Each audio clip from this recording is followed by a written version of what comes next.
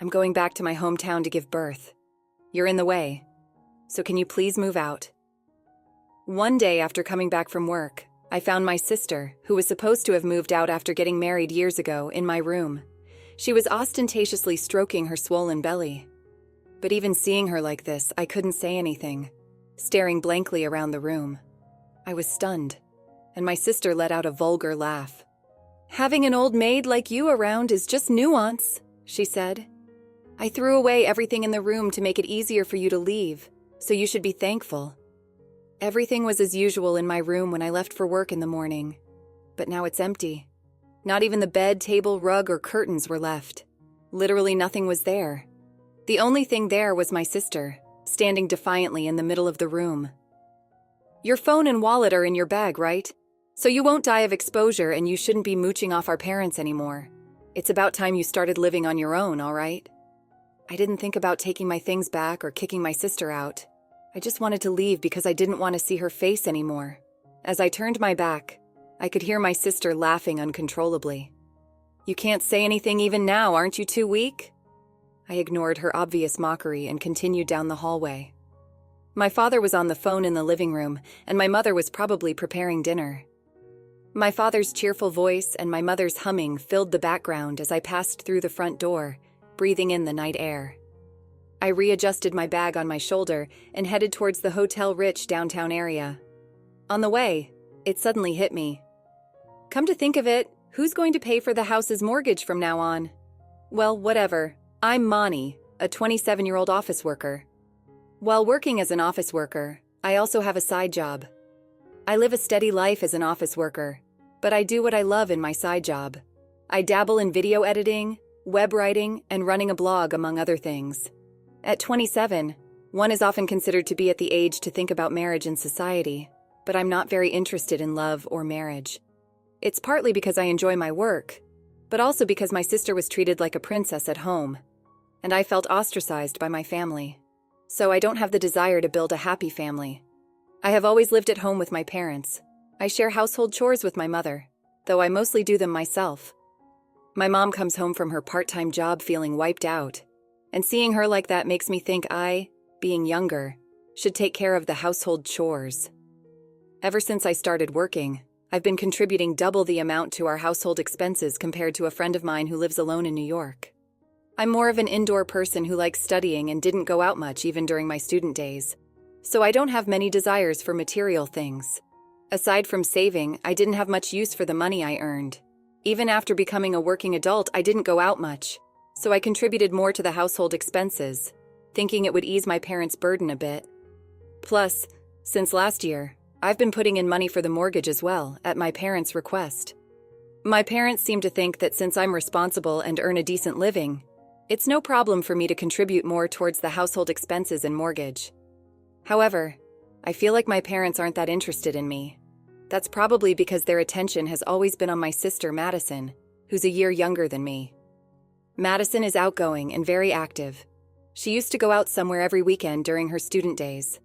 My parents naturally assumed that Madison's lifestyle required money, so even when she was living at home, they never asked her to contribute to the household expenses, let alone the mortgage.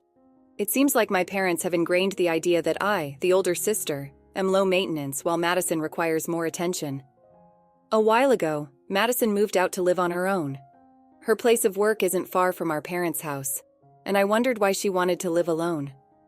When I asked her, she said, "Because I want to experience living by myself. I want to go out at night and have my boyfriend over." That was far from the answer I was expecting. I thought she wanted to make things easier for our parents, or wanted to be independent. On the other hand, I had no intention of leaving home, thinking it natural to help each other out since we're a family living together, even if it means putting in a bit more for the household expenses. Then, when I returned home after a while, Madison was waiting for me. "Hey, I'm getting married, and I want you to come to both families' gatherings, would you?" It was going to be held at a traditional restaurant in New York, and she told me, "Make sure you wear proper clothes, okay? If you wear your usual plain clothes, I'll be laughed at." Even so, I don't own any flashy clothes. I decided to attend in my usual formal clothes. After all, this is the most respectful attire I have. Madison's fiancé seemed sincere and was a genuinely nice young man. "Nice to meet you," he said, leaving a very good impression on me. I thought Madison had chosen a really good partner for herself. Maybe being with him will calm her down a bit, I thought, feeling quite sisterly initially. Both families were quite formal and tense, but as the drinks flowed, the formality and tension eased, and the conversation shifted towards talks of children after marriage. Our family embarrassingly has our eldest daughter, Jacqueline, who is almost 30 and still unmarried with no plans of marriage. So it looks like we'll only be able to see grandchildren from our younger daughter, Madison. "We're so eager to see them," my parents said. "When I get married, I want to have kids right away, maybe 3, Madison said, and the conversation got more animated. Suddenly, I noticed Madison's husband's once cheerful smile had turned into a strained expression, looking uncomfortable. I felt the same discomfort. I wished it would end soon. After that, my parents started doting on Madison as an investment for their first grandchild.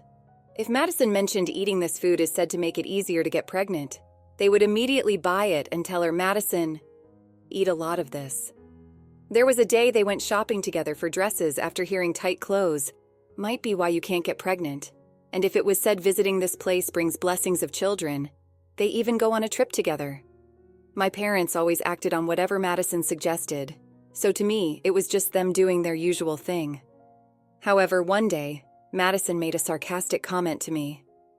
"Because you're not married and not making any effort to show a grandchild's face, I have to go through all this trouble. Must be nice for you to live an easy single life. Don't we want to get married and move out? Oh, but with that plain face of yours, no man would come near you. You need a bit more appeal. Should I teach you how to do your makeup?" She laughed. I was irked by her words, but I knew arguing back would only lead to her throwing a fit, making things worse. So I chose to stay silent. Madison has always been confident that she's more loved by our parents than I am, often speaking boldly to me. Then one day, Madison got pregnant. Even if someone like her gets visited by the stork, I wondered if Madison could become a mother. But remembering her husband, I thought maybe he'd be okay with it. Madison quit her job easily, saying, "Being pregnant, I don't want to be a burden at work and I want to focus on raising my child." However, her husband seemed to think that raising a child and having a stay-at-home wife wasn't realistic with his earnings alone.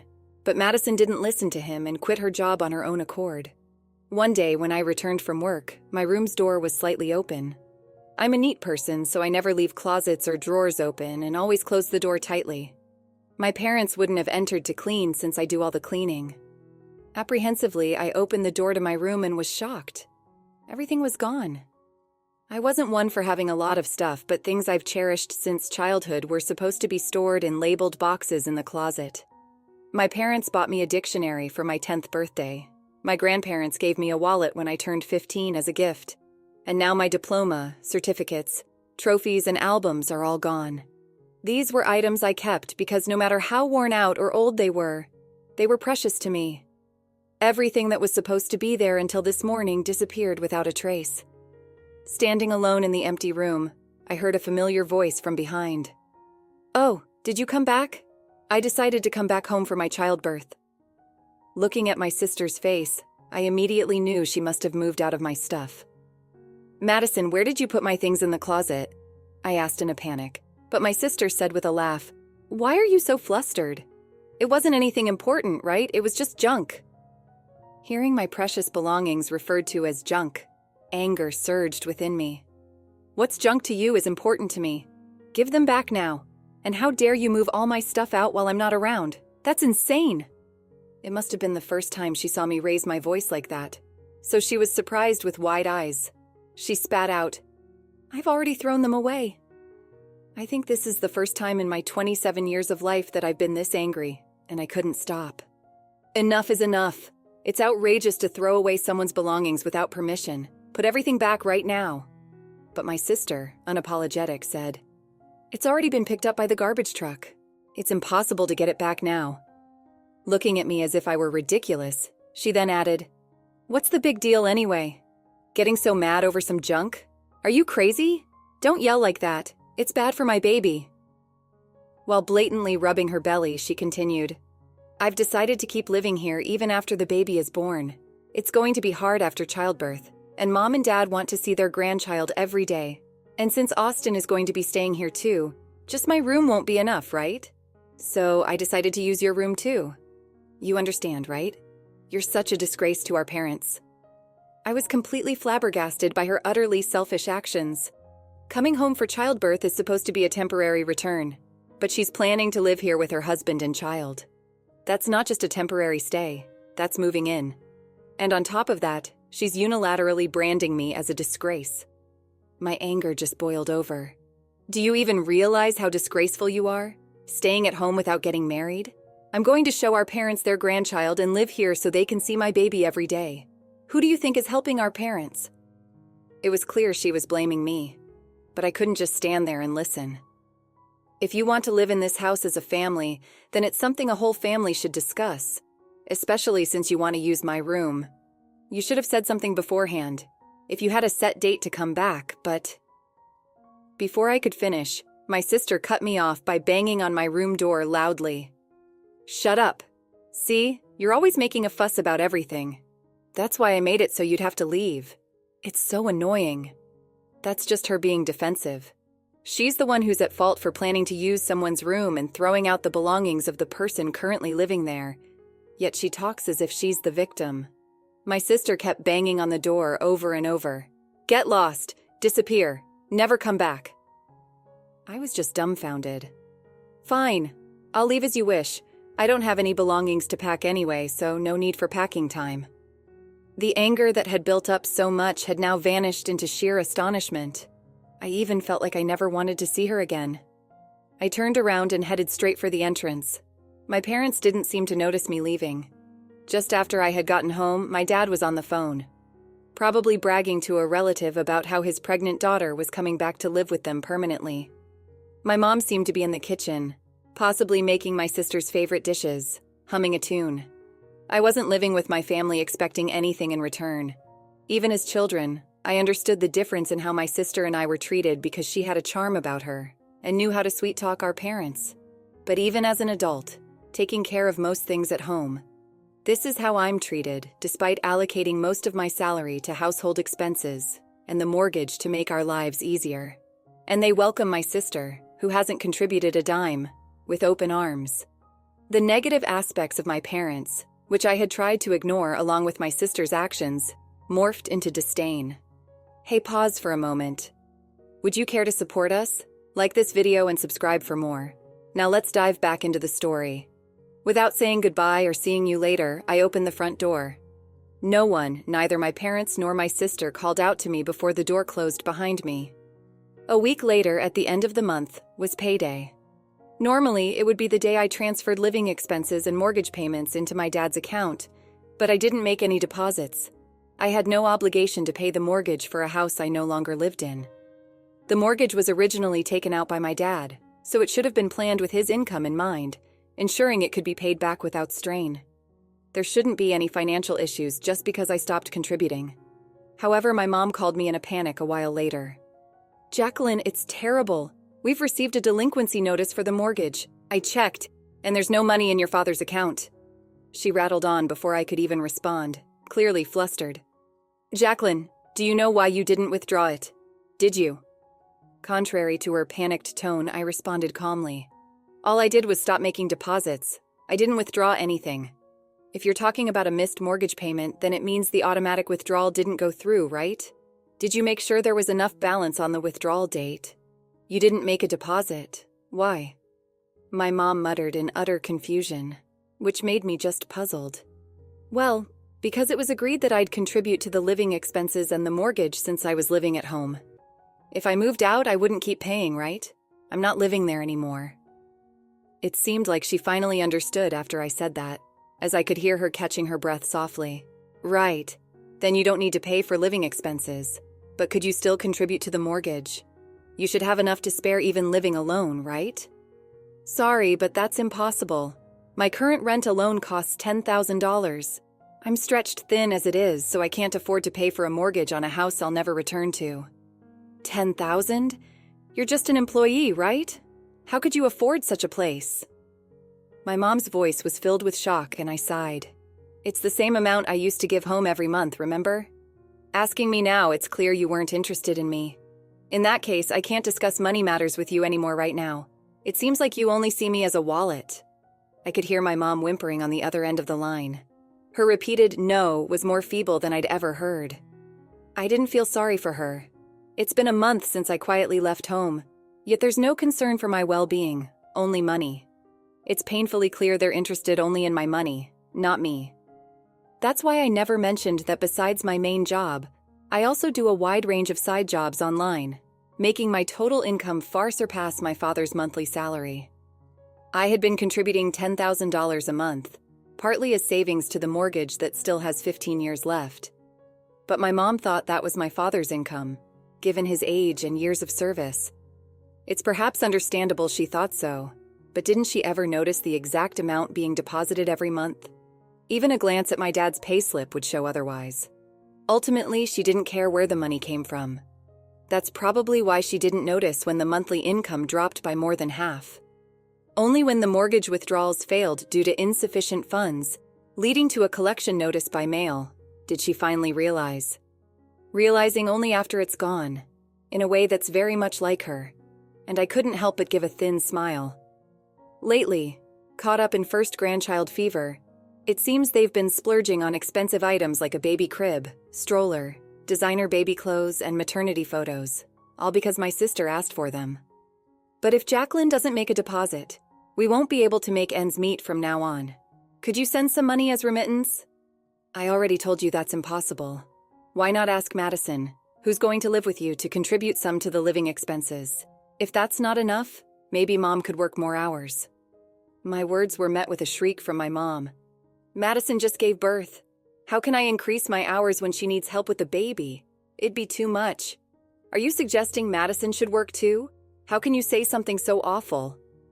I didn't mean it like that. If Madison and her husband are going to live with you, it makes sense for them to contribute to the living expenses. Didn't I do the same? Plus, Austin is still working, right? Are you planning to live together without him contributing anything? I tried to respond as calmly as possible to avoid agitating her further, followed by silence. It might be okay if it's just for the homecoming period, but Madison said she's going to live there from now on, and Dad seems to think the same.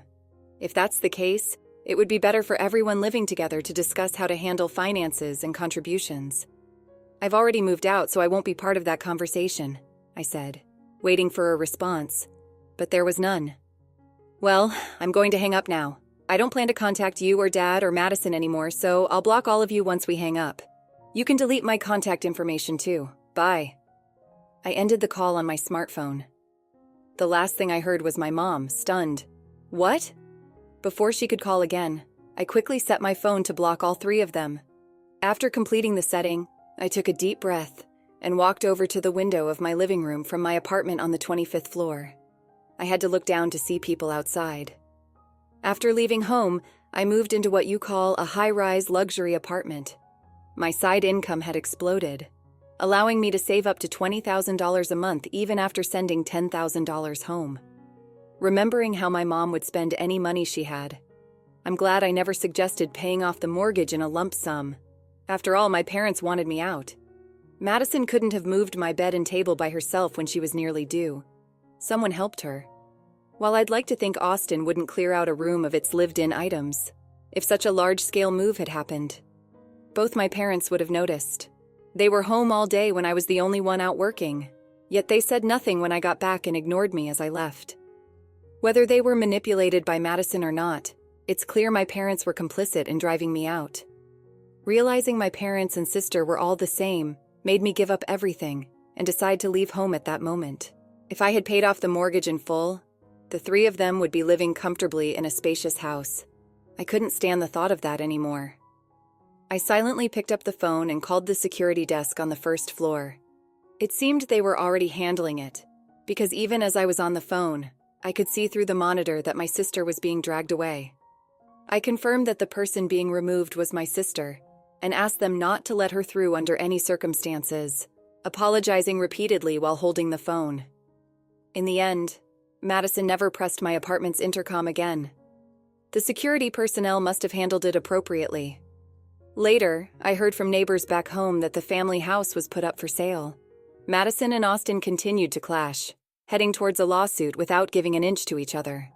But as Madison was clearly in the wrong, hearing that legal fees might be included in the compensation, she finally gave up. In the end, Madison had to pay Austin the amount of alimony he requested. It seems she submitted DNA test results to the court showing no biological relation to the child, which relieved her of any child support obligations. Madison had no savings at all, and the responsibility for the alimony payment fell on my parents. However, due to falling behind on mortgage payments, the bank foreclosed on the house. With no way to cover the mortgage due to reckless spending and taking on alimony, my parents sold the house and used the money to pay off the housing loan. As a result, the family home was sold, and the four of them moved into a cheaper place nearby. Even though my dad's income should have been enough to live on, the sudden drop in their standard of living caused stress to accumulate constantly, souring the atmosphere. Plus, they couldn't forget the lifestyle they had when I was contributing, so my dad's salary was almost gone within a few days of the deposit. Eventually, my mom continued her part-time work, and Madison somehow managed to find a new job. Despite using daycare, she's overwhelmed with housework, childcare, and work, less than a year after giving birth, leaving her spirit in tatters. The only consolation is that Madison's child is growing up healthy. However, I can't see them raising the child without worries. So meddling as I may be, I had a neighbor give them some flyers for childcare support. On my end, my dedication at work since I was a new graduate has been recognized, and I was promoted. I'm now leading a group on a new project. My side businesses are also doing well, with a gradual increase in income. One of my side gigs as a web writer took off when a series of articles I wrote was published as a book. The content covering topics not widely available online became popular and even made it to the bestseller list. This success positively impacted my other side jobs, creating a virtuous cycle, challenging new things, feeling just the right amount of tiredness, and returning to my comfortable home every day. I am truly happy. Let's conclude the story shortly. Mani's decision to leave her family home was a turning point in her life. It was a painful and difficult choice, but it was ultimately the best decision for her. She realized her family's true nature, prioritizing money and convenience over their own daughter's well-being. Manny's life blossomed after she left. She continued to thrive in her career, found fulfillment in her side businesses, and achieved a level of independence she had never known before. She discovered a sense of self-worth and happiness that was impossible to find in the suffocating environment of her family home. While her parents and sister faced challenges after the house was sold and their financial situation deteriorated, Mani found peace and contentment in her own life. She learned to value herself and her happiness, and she was finally free to pursue her dreams and live life on her terms. The story serves as a reminder that sometimes, the most difficult decisions can lead to the most rewarding outcomes. It's a testament to the strength and resilience of the human spirit, and the importance of prioritizing one's happiness and well-being. After experiencing the full journey of our story, we'd love to hear your thoughts. How did the story resonate with you? Don't forget to like, subscribe, and stay blessed. Thank you for watching and see you in the next story.